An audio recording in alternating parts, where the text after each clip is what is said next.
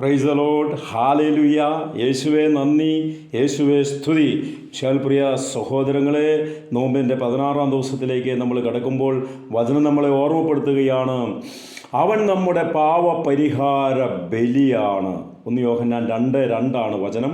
അവൻ നമ്മുടെ പാവപരിഹാര ബലിയാണ്. കാൽവരി ബലിയുടെ അനന്ത യോഗ്യതയാൽ കർത്താവ് നമ്മുടെയും ലോകം മുഴുവൻ്റെയും പാവങ്ങൾ കഴുകി വെടിപ്പാക്കി പിതാവുമായി നമ്മളെ രമ്യതപ്പെടുത്തി.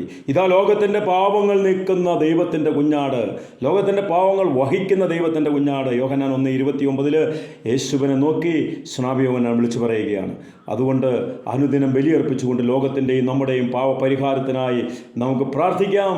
കർത്താവ് നമ്മളെ അനുഗ്രഹിക്കട്ടെ.